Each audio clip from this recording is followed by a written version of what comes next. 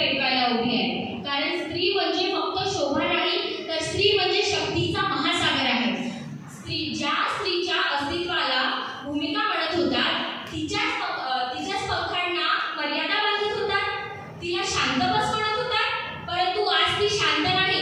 आज ती स्वतःच्या हक्कासाठी उभी आहे.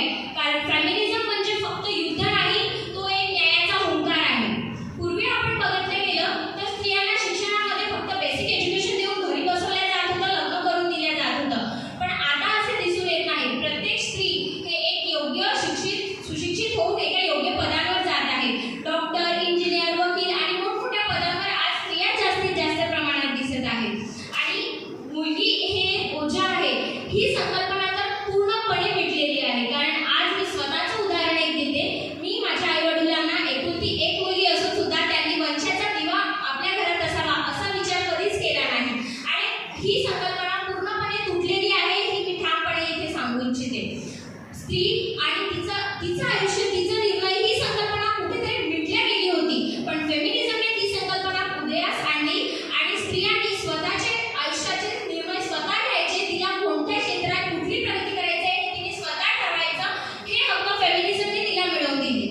आधी स्त्रिया घराबाहेर पडायला मागे पडत होत्या, कारण की त्यांना माहिती होतं की कितीही चांगलं काम केलं तरी पुरुषांना जास्त पगार मिळला जाईल. कारण मी स्त्री आहे ना, मला तर समान वेतनाचा अधिकारच नाही.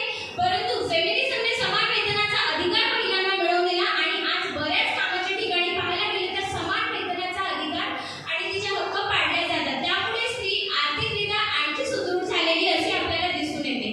संपत्तीच्या, आईवडिलांच्या संपत्तीमध्ये फक्त आणि फक्त वंशाचा दिवा जळावा अशी आपली पुरुषप्रधान संस्कृती मान्य करत होती. पण फेमिनिझमने ती पुरुषप्रधान संस्कृती कुठेतरी खाली पाडली आणि आईवडिलांच्या संपत्तीमध्ये सुद्धा स्त्रीला बरोबरीचा हक्क दिला. त्यामुळे महिलांना सुद्धा स्वतःचे घर बांधणे हे अशक्य वाटत नाही आणि स्वतःचे एक अस्तित्व निर्माण करणे हे कुठेतरी मागे वाटत नाही. कामाच्या ठिकाणी इतर छळ केला जात होता, तिला कुठल्या तरी प्रकारे मागे ओढल्या जात होतं. परंतु त्यासाठी अनेक ऍक्ट आता आपल्या भारतीय न्यायालयाने उंचावले आणि न्यायालयामध्ये तिचा आवाज कुठेतरी मागे पडू नये याची सुद्धा दखल आपल्या भारत सरकार घेत आहे. आणि ते फक्त फेमिनिझममुळे सिद्ध झाले आहे. स्त्रीचा निर्णय हा तिचा स्वतःचा असावा हे कधीच दिसून येत नव्हतं. तिच्या आयुष्याचे पूर्ण निर्णय तिचा भाऊ, तिचा वडील, तिचे पती, तिचे सासू सासरे आणि कोणीतरी घेत होते. परंतु आता स्त्री स्वतःचा निर्णय ठामपणे कुठेही मांडू शकते. निर्णय प्रक्रियेत स्त्रिया सर्वात मागे दिसून येत होत्या. राजकारणात त्यांना कुठल्याही प्रकारचा इंटरेस्ट येत नव्हता, कारण त्यांना आरक्षणच मिळालं नव्हतं. पण आज फेमिनिझममुळे महिलांना 50% आरक्षण मिळाले आणि आज सरपंच, मेंबर, आमदार, खासदार, इतकंच नाही तर राष्ट्रपती पदावर सुद्धा महिला बसलेल्या आहेत. आणि महिला कुठेही प्रकारे मागे राहिल्या नाही. हे फक्त फेमिनिझममुळे झालं आहे. अन्यथा महिला फक्त 4 दिवारीच्या आत बसाव्या, त्यांनी त्यांच्या हक्कासाठी बोलू नये. आणि जर बोलला तर शाजिया बानोसारखा तिचा पूर्ण समाज बहिष्कार करत होता आणि 4 दिवारीच्या आत तिला न कमावणं ना तिचं खाणं, कुठल्याही प्रकारची सोय न देता तिला दरवाजाच्या आत बंद करायचं असं ठरवलं जात होतं. पण शाजिया बानो लढली आणि तिने सिद्ध करून दाखवलं की 8-9 वर्ष जरी लागले तरी आपल्या हक्कासाठी बोलायचं. फक्त एक स्त्री आहे म्हणून मागे वळायचं नाही आणि पुरुष कितीही सुदृढ असला तरी भ्यायचं नाही आणि आपल्या न्यायालयात आवाज उंचच ठेवायचा.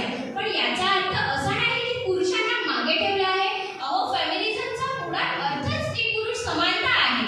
स्त्री पुरुष समानता जर नसती तर आज इथे फक्त महिलाच दिसून आल्या असत्या, पण पुरुष सुद्धा समान हक्क घेतात. आणि शेवटी मी माझ्या प्रतिस्पर्ध्यांना सांगू इच्छिते की 9 दिवस फक्त महिलांना देवी म्हणून